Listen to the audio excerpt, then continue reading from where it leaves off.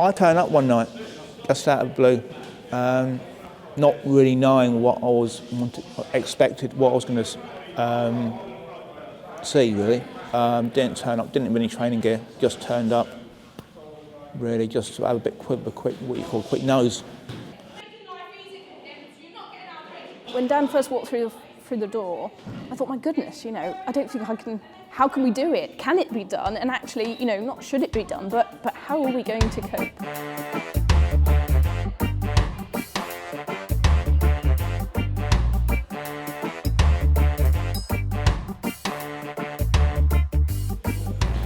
My dad used to box.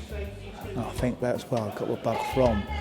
But obviously, because of my disability, it was like I couldn't go down that route. So I've always had this kind of inkling for it, but I've had to go off into other areas. I was prepared to sort of mix it with everybody else. I didn't want to see myself as, just because of my disability, put me on one side and, you treat me differently. That's what I didn't want to do. We've been involved in boxing for a long time, and we have zero interaction with the disabled community. And so we thought, well, gosh, there's an ideal opportunity to really open our doors and really be inclusive. And whether you want to box or not, it doesn't matter to us. We want you to experience the benefits, the many benefits that boxing can provide, and whether you've got one arm or you're partially sighted, whether you're a woman, whether you're a man, whether you have no intention to box whatsoever, we want you to feel welcome walking through the doors. From conversation with the coaching lead, CJ Lee, he mentioned that Lucy had approached him, wanted to know more about disability coaching as a result of Dan.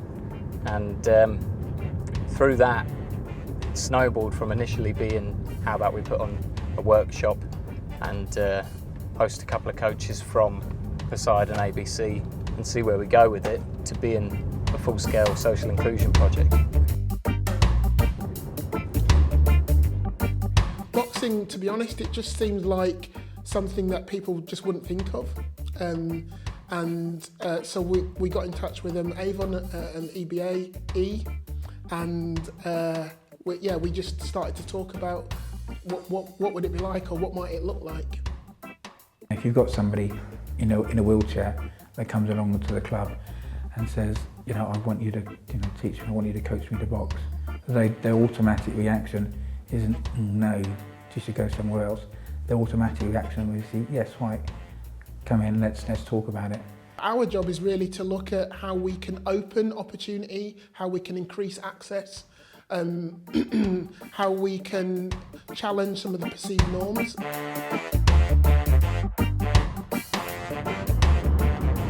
we're on our way to Gym 01 Amateur Boxing Club, and we're just going to head down there now to do a little bit of coaching with a charity called Enableability, who run a variety of sessions and sports and social activities and things for young people in the disabled community in and around Portsmouth. It's not always a sport that people normally would think, oh, I want to take part in this because of the stigma that's attached to it. But for the most part, we're getting these kids in here, keeping them active and using the sport of boxing to teach them a lot of values and discipline about life in general. I get lots of exercise in it, and it's a lot of fun. Mostly just enjoy yourself. I enjoy boxing. The guys who are doing it are amazing, and they teach us a lot of stuff that I haven't done before personally. Regardless of backgrounds, regardless of colour of skin or age or gender or ability or disability, it's important that everybody knows that they're more than welcome coming into here and just getting a workout.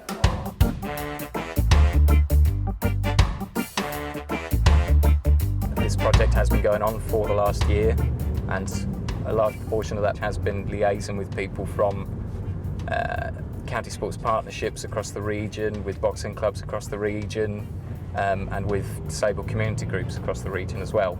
So trying to be the glue, if you will, is my role in this, trying to liaise with people and make sure that sessions are going to start happening, workshops take place, and that clubs are still involved, so that we can keep the project, keep the momentum going with it. We try and work with as many community groups as we can. We've boosted loads of female participation in boxing. We're looking to start a project with MenCap. At the moment they want it on a once a month sort of basis, but I am in communication with them of setting up a whole new package, because anyone that's going to make real benefits through exercise needs to be looking at least once a week to begin with, maybe even more than that. You know, and we know as people that sort of exercise ourselves, you know, getting out once a week at least can make you feel loads better, and that's what it's about really.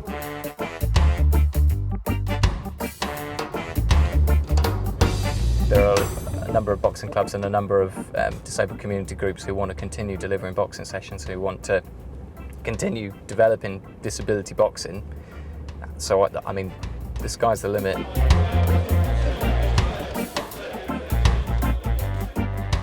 In a way, it's sort of given me a bit more scope on what I want to do. Not just within the club, but also with the disabled project as a whole, because I also want to take that out to the wider, wider audience, because this has got some legs.